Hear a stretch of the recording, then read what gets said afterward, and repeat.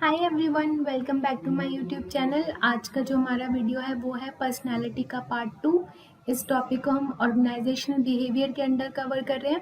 Part 1 का link मैं नीचे डिस्क्रिप्शन बॉक्स में प्रोवाइड कर दूंगी। पार्ट 2 में आज हम डिस्कस करने वाले हैं पर्सनालिटी असेसमेंट और the methods to measure the personality of an individual. इसके बेसिकली 3 मेथड्स होते हैं। पहला सेल्फ रिपोर्ट सर्वे, दूसरा ऑब्जर्वर्स रेटिंग सर्वे और तीसरा होता है प्रोजेक्टिव मेजर्स। पहले बात करते हैं सेल्फ रिपोर्ट सर्वे की। सेल्फ रिपोर्ट सर्वे में एक सर्वे प्रिपेयर किया जाता है क्वेश्चनएयर की फॉर्म में, जिसको इंडिविजुअल को फिल करने के लिए दिया जाता है। उस सर्वे रिपोर्ट में या उस क्वेश्चनएयर में कुछ क्वेश्चंस होते हैं या कुछ स्टेटमेंट्स होती हैं जो कि क्वालिटीज या कैरेक्टरिस्टिक्स को डिस्क्राइब करती हैं। और अगर डिस्क्राइब नहीं भी करती हैं तो उन क्वेश्चंस और उन स्टेटमेंट्स का एम होता है कि आप फाइंड आउट कर सको about the various qualities and characteristics of an individual, जिसकी पर्सनालिटी को आप एक्सेस कर रहे हैं। सेल्फ रिपोर्ट सर्वे मेजरली रिलाई करता है उस इंफॉर्मेशन पे जो कि एक इंडिविजुअल प्रोवाइड करता है अपने बारे में। सेल्फ रिपोर्ट सर्वे में आप डायरेक्ट या इनडायरेक्ट क्वेश्चंस पूछ सकते हो about the personal interest, values, behaviour, traits, symptoms and different personality type से रिलेटेड क्वेश्चन को आप उस क्वेश्चनएयर में उससे रिलेटेड आप क्वेश्चंस डाल सकते हो टू गैदर द इंफॉर्मेशन। यहाँ पे एक एग्जाम्पल के तौर पे एक क्वेश्चनएयर है जिसमें यहाँ पे बहुत सारी स्टेटमेंट्स लिखी हुई हैं, like I am easy going, I have high standards, I enjoy time alone, I work well with others, I dislike confrontation and I prefer crowd over intimacy. इसी तरीके से जब इधर आपकी वाई एक्सिस पे आपकी स्टेटमेंट्स हैं और यहाँ पे एक्स एक्सिस पे आपका क्या है, एक स्केल दिया गया है जो कि strongly disagree, somewhat disagree, no opinion, somewhat agree and strongly agree. तो हर स्टेटमेंट के लिए आप एक ऑप्शन चूज करोगे एंड इस तरीके से पूरा क्वेश्चनएयर फिल कर दिया जाएगा। अब ये तो आपका ये तो आपका लाइक रेटिंग है, लाइक 1 to 5 के स्केल पर मान लीजिए। ऐसे ही बाकी के क्वेश्चनएयर में कहीं पे सिर्फ येस एंड नो में आपको आंसर देना होगा, कहीं पे आपको फोर्स्ड चॉइस मेथड यूज होता है स्टेटमेंट्स को चूज करने के लिए। तो इस तरीके से ये क्वेश्चनएयर डिजाइन किए जाते हैं। अब बात करते हैं कि प्रॉब्लम क्या आती है सेल्फ रिपोर्ट सर्वे के साथ। कई बार ऐसा होता है कि जो पर्सन होता है he try to make a false impression. The person could fake good. Fake good क्या होता है, जो आप रियलिटी में होते नहीं हो फिर भी आप अच्छा दिखाने के लिए अच्छा दिखाते हो अपने आप को, और वो आप किस लिए करते हो, ताकि आप एक गुड इम्प्रेशन क्रिएट कर सको। अब आप क्वेश्चनएयर भरते टाइम अपने आप को अच्छा दिखाने के लिए अपनी रियलिटी से हटकर ऐसे आंसर चूज करते हो ताकि आपका इम्प्रेशन बहुत अच्छा बन जाए। तो इससे जो जिस पर्पस से आपने सर्वे कंडक्ट किया है वो पर्पस फुलफिल नहीं हुआ। सो दिस इज स्पेशली जब आप एम्प्लॉयमेंट के पर्पस से आप सर्वे कंडक्ट करवा रहे हो और वहाँ पे अगर फॉल्स इम्प्रेशन क्रिएट हो जाता है तो आपका जो पर्पस है लॉस्ट हो जाता है। दूसरा कंसर्न क्या होता है कि अगर कोई अच्छा कैंडिडेट है लेकिन जिस दिन उसको क्वेश्चनएयर दिया गया है, जिस दिन वो सर्वे कंडक्ट किया गया, उस दिन उसका मूड खराब था और उसके चक्कर में वो सर्वे को उसने अच्छी तरीके से नहीं लिया। सो उसने वो रियलिटी में नहीं है, उसने उसके ऑपोजिट आंसर कर दिया बिकॉज ऑफ हिज और हर बैड मूड। अगेन उसका कोई भी आउटकम जो आएगा वो रिलायबल नहीं होगा। कई बारी जो इंडिविजुअल होते हैं वो ऐसे आंसर्स को टिक करते हैं या ऐसे आंसर्स को चूज करते हैं जो कि सोशली एक्सेप्टेबल हो रादर देन बीइंग ट्रूथफुल। यानी कि आप सोचते कुछ हो लेकिन आप वो आंसर चूज करोगे जो आपको लगता है कि मोस्ट ऑफ द पीपल या फिर जो सोशली एक्सेप्टेबल है by others. Next is interpretation of question can be confusing और have different meaning to different subject. Suppose कीजिए कोई स्टेटमेंट है जो पूछना कुछ और चाह रही है लेकिन आपने उसको समझ कुछ और लिया। या फिर एक स्टेटमेंट का डिफरेंट डिफरेंट इंडिविजुअल्स के लिए अलग अलग मीनिंग हो सकता है, बिकॉज हम उस स्टेटमेंट को अपने हिसाब से इंटरप्रेट कर रहे हैं। ठीक है, तो इंटरप्रिटेशन में प्रॉब्लम आ जाती है सेल्फ रिपोर्ट सर्वेज में। अब बात करते हैं ऑब्जर्वर रेटिंग सर्वेज की। ऑब्जर्वर रेटिंग सर्वे में क्या होता है, अनलाइक सेल्फ रिपोर्ट सर्वे, यहाँ पे इंडिविजुअल से वो क्वेश्चनियर या सर्वेस फिल ना करवाकर उसके को-वर्कर से आप इंफॉर्मेशन ले लेते हो, बिकॉज को-वर्कर क्योंकि वो साथ में काम कर रहा है, वो उस इंडिविजुअल को लगातार काफी टाइम से ऑब्जर्व कर रहा है, तो उससे रिलेटेड इंफॉर्मेशन आपको को-वर्कर से मिल जाएगी। अगर को-वर्कर्स नहीं है तो आप एक्सपर्ट्स को हायर करते हो जो कि इंडिविजुअल की पर्सनालिटी को रेट कर सकें। समटाइम्स ये इंडिविजुअल की नॉलेज में होता है, नहीं भी होता है। कभी तो उसे पता होगा कि हाँ उसकी पर्सनालिटी को एसेस किया जा रहा है, या कभी कभार उसको बिल्कुल नहीं पता होता। आप विदाउट देयर नॉलेज उनकी पर्सनालिटी को एसेस करने का अटेम्प्ट करते हो। ऑब्जर्वेशनल असेसमेंट में जो ट्रेन प्रोफेशनल होते हैं वो या तो आपको वर्क प्लेस पे नेचुरल सेटिंग्स में आपको ऑब्जर्व करेंगे। नेचुरल सेटिंग कौन सी होगी, आपका वर्क प्लेस या आपका वर्किंग एनवायरनमेंट, और वो कोई एक एक्सपेरिमेंटल सेटिंग सेटअप करेंगे, उसमें उस सिचुएशन में आपको डाल देंगे। सपोज उन्होंने एक हाइपोथेटिकल सिचुएशन क्रिएट कर दी और उसमें उन्होंने आपको परफॉर्म करने के लिए बोला, फिर उसके बेसिस पे उन्होंने ऑब्जर्व कर लिया कि आप पर्टिकुलर सेटिंग में या पर्टिकुलर सिचुएशन में आप कैसे बिहेव कर रहे हो, और they can conduct an interview, और उसके हिसाब पे जो आंसर्स आप उनको इंटरव्यू में दोगे उसके हिसाब से वो आपकी पर्सनालिटी को रेट कर देंगे। तो ऑब्जर्वेशन एक बेसिक फॉर्म है, बिकॉज आप इसमें सिंपली किसी इंडिविजुअल को वॉच कर रहे हो, ऑब्जर्व कर रहे हो, देन आप अपने जजमेंट्स दे रहे हो। सेल्फ रिपोर्ट सर्वे और ऑब्जर्वर रेटिंग सर्वेस वैसे तो स्ट्रांगली कोरिलेटेड है, लेकिन जब बात जॉब की सक्सेस को प्रिडिक्ट करने की आती है तो observer rating surveys are the better predictor of success of the job.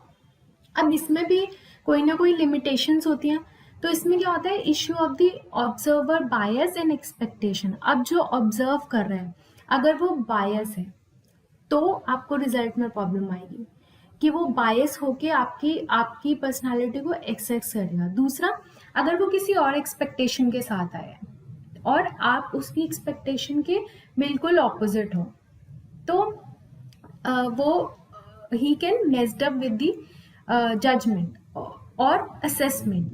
दूसरा, ये टाइम कंज्यूमिंग है, कॉस्टली है और लेबोरियस टेक्निक है, बिकॉज आप अगर हर एक इंडिविजुअल को आप पहली बार ट्रेन प्रोफेशनल्स को हायर कर रहे हो विच इज़ वेरी कॉस्टली, वो जाके हर एक इंडिविजुअल को ऑब्जर्व कर रहे हैं which is very time consuming, and बहुत इसमें बहुत ज़्यादा हार्ड वर्क करना पड़ता है कि आप एक एक इंडिविजुअल को पहले ऑब्जर्व कर रहे हो, देन फिर उनकी पर्सनालिटी को असेस कर रहे हो। कई बार ये लिमिटेशन हो जाती है कि आप क्लियर नहीं होते हो कि आपको ऑब्जर्व क्या करना है, पर्पस कुछ और था लेकिन आपने ऑब्जर्व कुछ और कर लिया। Issue of reliability and validity. Observer ने जो आपको पर्सनालिटी असेसमेंट करके जो रिपोर्ट दी है वो कितनी रिलायबल है और कितनी वैलिड है। ऑब्जर्वर में unwittingly interfere with the actual event they wish to observe और रिकॉर्ड। तो कई बार ये जो एक्चुअल इवेंट्स जो उनको ऑब्जर्व या रिकॉर्ड करने होते हैं उसमें वो अननेसेसरी का इंटरफेरेंस हो जाता है which can cause the problem. Training is necessary for observation. अगर आप co-worker से अगर आप इंडिविजुअल की इंफॉर्मेशन एक्सट्रैक्ट करना चाहते हो तो आपको उसको ट्रेनिंग देनी होगी कि आप कैसे ऑब्जर्व करोगे ताकि जो रिजल्ट है वो थोड़ा रिलायबल आए एंड वैलिड रिजल्ट आए। तो इसके लिए आपको ट्रेनिंग प्रोवाइड करवानी होगी। अब बात करते हैं प्रोजेक्टिव मेजर्स की। प्रोजेक्टिव टेक्निक ऐसी टेक्निक है जिसमें आप unstructured, indirect unstructured personality test conduct करते हो।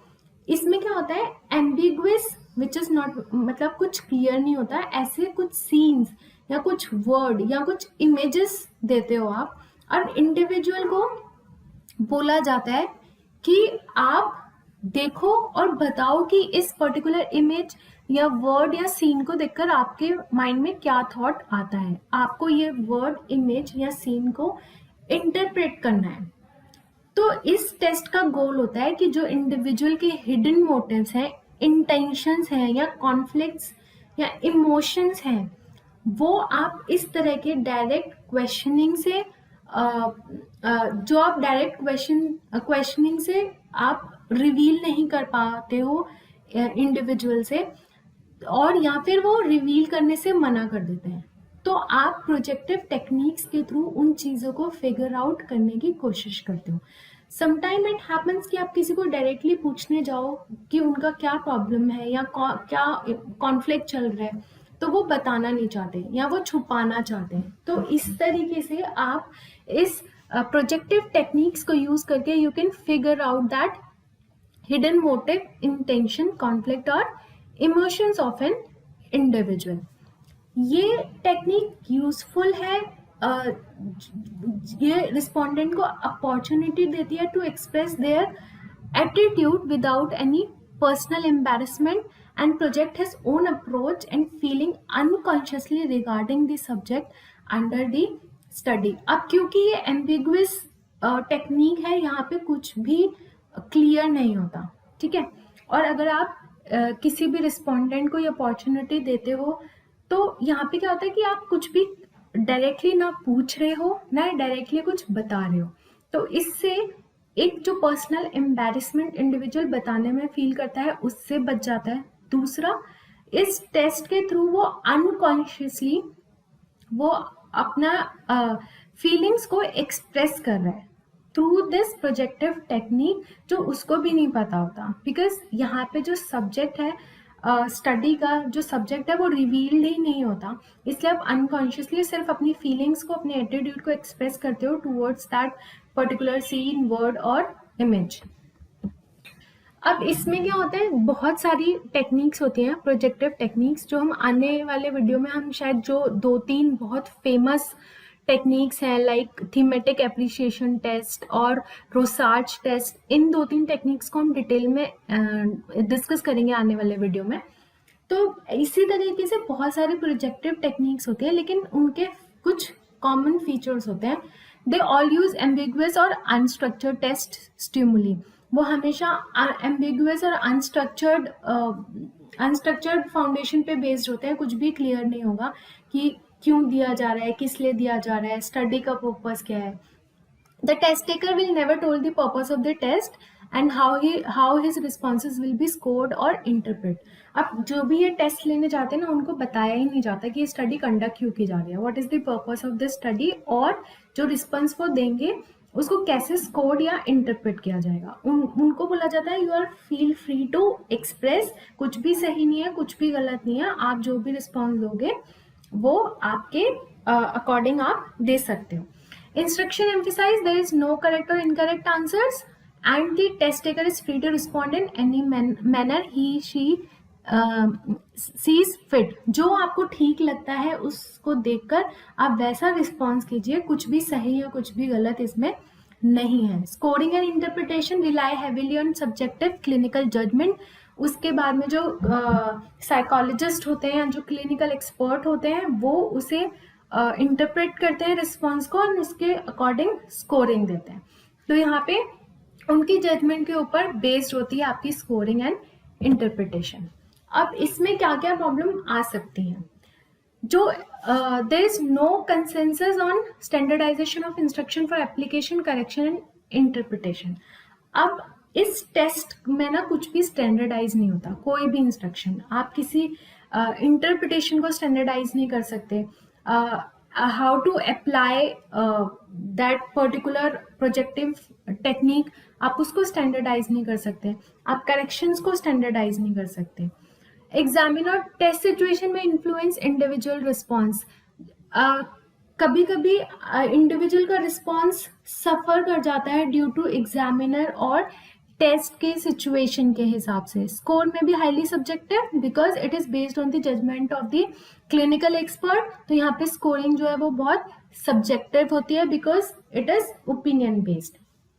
Intensive and extensive training is necessary to handle these test, क्योंकि ये स्पेशलाइज्ड टेस्ट होते हैं और इनको कंडक्ट करने के लिए आपको ट्रेनिंग चाहिए होती है। Test fail to produce consistent result.